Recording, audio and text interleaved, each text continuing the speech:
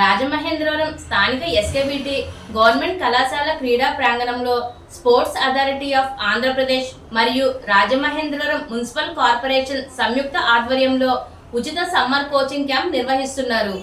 ఈ సందర్భంగా స్థానిక ఎస్కేబిటి గవర్నమెంట్ కళాశాల క్రీడా ప్రాంగణంలో స్పోర్ట్స్ అథారిటీ ఆఫ్ ఆంధ్రప్రదేశ్ మరియు రాజమహేంద్రవరం మున్సిపల్ కార్పొరేషన్ సంయుక్త ఆధ్వర్యంలో football, basketball, kabaddi, boxing, handball, బాలిక బాలురులకు మే 1వ తేదీ నుండి జూన్ 5వ తేదీ వరకు జరుగుతున్న ఉచిత శిక్షణ శిబిరంలో నేటి ఉదయం district sports development officer Seshagiri అధ్యక్షతన క్రీడలు, వాటి ప్రయోజనాలు, కోచింగ్ క్యాంప్ ఆవశ్యకతపై అవగాహన కార్యక్రమంలో 150 మంది చిన్నారులు పాల్గొన్నారు.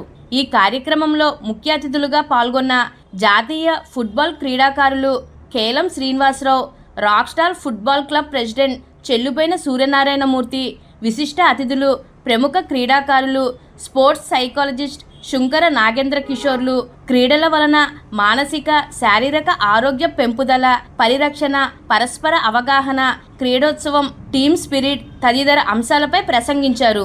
ఈ సందర్భంగా వారు మాట్లాడుతూ క్రీడా అభివృద్ధికి ప్రణాళికబద్ధంగా సేవలందిస్తున్న ఎమ్మెల్యే ఆదిరెడ్డి శ్రీనివాస్కి కృతజ్ఞత అభినందనలను పిల్లల కరతాళ ధ్వనుల మధ్య వివరించారు. గత 30 సంవత్సరాల నుండి ఎస్కేబిటి కళాశాలలో క్రమం తప్పకుండా కోచింగ్ క్యాంపుల నిర్వహణలో సహాయ సహకారాలు అందిస్తున్న వ్యాయామ అధ్యాపకులు పిఏ కిషోర్ బాబు, పూర్వపు ప్రిన్సిపల్స్, ప్రస్తుత ప్రిన్సిపల్ బివి తిరుపన్యంకు, డాక్టర్ రమణమూర్తికి అతిథులు హర్ష అభినందనలు తెలియజేశారు. ఫుట్బాల్ క్రీడాకారులు కోచ్ సీరా గంగాధర్రావు సమన్వయకర్తగా ఈ కార్యక్రమంలో బాస్కెట్బాల్ క్రీడాకారులు కోచ్ అనిల్ కుమార్, వెంకటేశ్వరరావు, కబడ్డీ అసోసియేషన్ కార్యదర్శి Burudi Trimurthulu, judo coach Shankar, football కోచ్లు బి మణికంఠ, అజయ్ కమరాకర్ తదితరులు పాల్గొన్నారు. క్యాంప్స్ ఇక్కడ జరగడానికి ప్రతి సంవత్సరం జరుగుతుంది శాపాధ్వర్యంలో. అయినా మున్సిపల్ కార్పొరేషన్ ద్వారా కూడా, ఎందుకంటే మాకు ఇది only free summer coaching camps, ఏ రూపాయి కూడా తీసుకున్నామా ఎవరి దగ్గర, నేను డబ్బులు ఎవరు కడతలేదు కదా, డబ్బులు కట్టించుకోకుండా అక్కడ జరుగుతున్నటువంటి గత 25 సంవత్సరాల నుంచి జరుగుతుంది క్యాంప్. వాళ్ళు ఇన్ఛార్జ్, అలాగే కూటమి ప్రభుత్వానికి, అలాగే స్పోర్ట్స్ని ఎక్కువ ఎంకరేజ్ చేసినటువంటి రాక్ స్టార్ ఫుట్బాల్ క్లబ్ అధ్యక్షుడు శ్రీ చెల్లిపోయిన సూర్యనారాయణమూర్తి గారిని కూడా వేదికపైకి రావాల్సిందిగా కోరుతున్నాను. అలాగే ఇక్కడ పెట్టారు. బాక్సింగ్ కూడా ఆల్రెడీ జరుగుతుంది ఇక్కడ. బాక్సింగ్ కూడా ఇక్కడే ఉంచమని చెప్పి మేము చేసాం, ఇక్కడే ఉంచారు. హ్యాండ్ రైటింగ్ ఇక్కడే పెట్టాం. ఇంకేంటంటే అథ్లెటిక్స్ ఏమో వేరే చోట, గోదావరి పుష్కర్ స్టేడియంలోనేమో badminton, shooting, table tennis and carroms, chess కూడా ఉంది అందులో.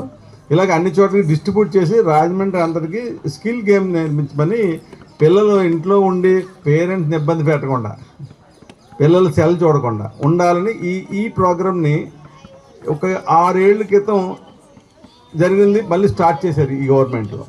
ఎమ్మెల్యే గారు ప్రోత్బలంతో ఇదంతా కూడా మా అందరినీ ఒక 15 రోజులు బట్టి ఇక్కడ తీసుకొచ్చి పెట్టారు, స్టార్ట్ చేశారు. ఇది విడికాలలో ఫుట్బాల్ క్యాంప్ పెడుతున్నారు ప్రతి సంవత్సరం కూడా. నేను ఒకసారి అడిగాను, ఏమండి 10 సంవత్సరాలు పెడతాను దీనివల్ల ఏంటంటే అని అడిగితే ఆయన ఒకటి చెప్పారు, ఆంధ్రాలో లక్షల కొద్ది చిన్నపిల్లలు ఉన్నారు, వాళ్ళని లక్షల మంది మనకు ఉన్నారు, పిల్లలు ఉన్నారు, వాళ్ళని అందులో ఒక్కడైనా నేషనల్ కానీ ఇంటర్నేషనల్ కానీ ఆడితే మన జన్మ ధన్యం అయిపోద్దండి, అదే ఉద్దేశంతో 10 సంవత్సరాలు పెడతాను అన్నారు. అలాగే ఆయన కోరిక కూడా నేషనల్కి ఒక అమ్మాయి సెలెక్ట్ అయ్యింది, ఇంటర్నేషనల్ కూడా వెళ్ళింది ఒక అమ్మాయి, ఇక్కడి నుంచే మన గ్రౌండ్ నుంచి వెళ్ళింది. అలాగే మన కేలం శ్రీని గారు ఉన్నారు, ఫుట్బాల్ అంటే ఆయనకి ఫుట్బాల్ ప్లేయర్, మంచి ఫుట్బాల్ ప్లేయర్. ఆయన ఏం చెప్తారంటే పిల్లల్ని ప్రతి సంవత్సరం కూడా మనం తీసుకొచ్చి గ్రౌండ్లో ఆడిస్తే కనీసం సన్ దొరుకుతుంది. ఎప్పుడు సంవత్సరానికి 364 రోజులు చదువు అనకుండా వాళ్ళని కనుక చేస్తే మంచి హైట్ అవుతారు పిల్లలు, వాళ్ళకి మానసిక ఉత్సాహం దొరుకుతుంది వాళ్ళకి అని చెప్పారు. అలాగే మా ఎమ్మెల్యే గారు ఈ రాజమండ్రిని స్పోర్ట్స్ హబ్గా తీర్చిదిద్దాలని ఒక ఉద్దేశంతో ఇండోర్ స్టేడియంలో కడతంగానే మామూలు ఫుట్బాల్ గ్రౌండ్ లేదంటే ఫుట్బాల్ గ్రౌండ్ కోసం అన్నీ ప్లాన్ చేసుకుని జాగ్రత్తగా. అలాగే నిన్న డిస్ట్రిక్ట్ క్రికెట్ మ్యాచ్ పెట్టారు పోలీస్ క్వార్టర్స్లో.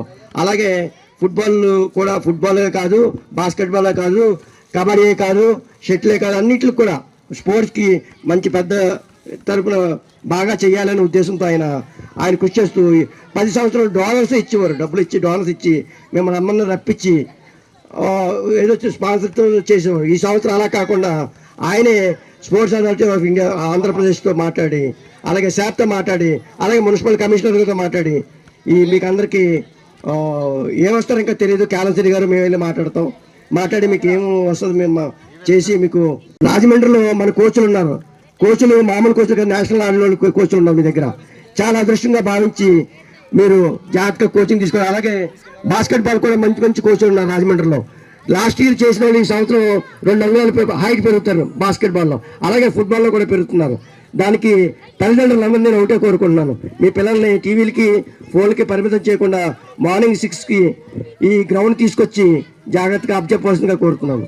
పిల్లల్ని క్రీడల్లో పంపిస్తే చదువుకు ఆటంకం అనుకుని తలుచుకునే తల్లిదండ్రులు, బాగా చదువుకున్న తల్లిదండ్రులు చాలా ఎక్కువైపోయారు. ఎవరినన్నా నేను టేబుల్ టెన్నిస్ ప్లేయర్, నాకు ముక్తి పెట్టింది అదే. నేను టేబుల్ టెన్నిస్ ఫ్రీ కోచింగ్ ఇస్తానంటే రారు. ఇక్కడి నుంచి వేరే చోటుకి ఎక్కడికన్నా వెళ్ళి వెచ్చిస్తారేమో కానీ వేరే దానికి ఏదన్నా వాళ్ళ పిల్లల్ని పంపించి, కేవలం చదువు అంటే కాదు, చదువులతో పాటు క్రీడ ఉంటే మీకు భగవంతుడు ఇచ్చిన వరం ఏంటి? మంచి బాడీ ఇచ్చాడు, కాళ్ళు చేతులు, ఈవెన్ కంప్యూటర్ కూడా లేని ఒక అవకాశాన్ని భగవంతుడు ఇచ్చాడు. ఈ భగవంతుడు ఇచ్చిన వరంలో ఏంటంటే మీ శరీరాన్ని జాగ్రత్తగా వాడుకుంటే మీ మనస్సు ఉల్లాసంగా ఉంటుంది. బాడీ మైండ్ కోఆర్డినేషన్ అంటారు, sound body and sound mind. దీన్ని మీరు సద్వినియోగపరచుకోవాలి. Especially I'm very thankful to MLA Adireddy Srinivas గారు for his proactive activities and స్పోర్టివ్గా చేస్తున్న ఎమ్మెల్యే గారికి మనందరి తరఫున గట్టిగా చప్పట్లతో అభినందనలు తెలియజేయాలి. మనం ఈ బాస్కెట్బాల్, ఫుట్బాల్ ఇటువంటివన్నీ కూడా క్యాంప్స్ చేసుకుంటున్నాము. అయితే క్యాంప్ స్టార్ట్ అయినప్పుడు ఉన్నటువంటి స్ట్రెంగ్త్ ఎండింగ్ వచ్చేటప్పటికి ఉండట్లేదు, అలాగ డౌన్ అయిపోతుంది. మొత్తం అందరూ కూడా వెళ్ళిపోవడం జరుగుతుంది స్కూల్స్ ఓపెన్ అయిన వెంటనే. అయితే మా ఉద్దేశం ఏంటంటే ఇప్పుడు బాస్కెట్బాల్ ఉంది, ఒక 70 మంది 80 మంది వస్తున్నారు, కనీసం 5-10 మంది అన్నా మిగిలితే వాళ్ళు కంటిన్యూగా ప్రాక్టీస్ చేసుకుంటే బాగుంటుంది ఉద్దేశంతో మేము చాలా ఉత్సాహంగా అందరం కలిసి చేస్తున్నాం. అలాగే మేము షాప్ ఆధ్వర్యంలో ఈ ఎస్కేవిటీ డిగ్రీ కాలేజీలో రేపటి నుంచే కబడ్డీ కోచింగ్ క్యాంపు స్టార్ట్ చేస్తున్నాం. మీతో పాటు కబడ్డీ అనేది ఇప్పుడు చాలా ఫేమస్ గేమ్. ఎందుకంటే మట్టి మీద ఆడే గేమ్ కాదు, అంత మ్యాట్ మీద ఆడే షూతో ఆడే గేమే. క్రికెట్ తర్వాత క్రేజ్ వచ్చినటువంటి గేము కబడ్డీ గేము. రాత్రే ఒక టీం వెళ్ళింది బీచ్ కబడ్డీ, నెల్లూరులో స్టేట్ మీట్ అండి, రాత్రి పంపించాను. ఆ అన్నయ్యలు కూడా ప్రతిరోజు రేపు మార్నింగ్ నుంచి వాళ్ళు 10వ తారీఖు వస్తారు, ఇక్కడే ప్రాక్టీస్ చేస్తారు. మీతో పాటు మీ ఫ్రెండ్స్ని కూడా తీసుకొస్తే ఆ గేమ్ ఎలాగుంటుందో చూద్దరు కానీ. Thank you very much. So every year కూడా డిఎస్డిఓ గారు, అదే డిస్ట్రిక్ట్ స్పోర్ట్స్ అథారిటీ వాళ్ళు ఈ సమ్మర్ క్యాంప్ కండక్ట్ చేస్తున్నారు పిల్లలకి. పాపం ఎక్కువ రోజులు స్కూల్స్లో మీరు రెగ్యులర్ స్టడీస్ తోటే ఎంగేజ్ అయి ఉంటున్నారు. తప్పనిసరిగా ఫిజికల్ ఫిట్నెస్ కావాలి. అంచేత మార్నింగ్ టైము ఒక రెగ్యులర్ హ్యాబిట్ లాగా ఉండడం కోసం ఈ physical education department Nagendra Kishore గారు, అలాగే గంగాధర్ గారు, ప్రతి సంవత్సరం మనం ఇక్కడ సమ్మర్ కోచింగ్ క్యాంప్ చేస్తున్నాం. నా అదృష్టం ఏంటంటే నేను ఇదే కాలేజీలో జూడో కోచ్గా పనిచేసాను.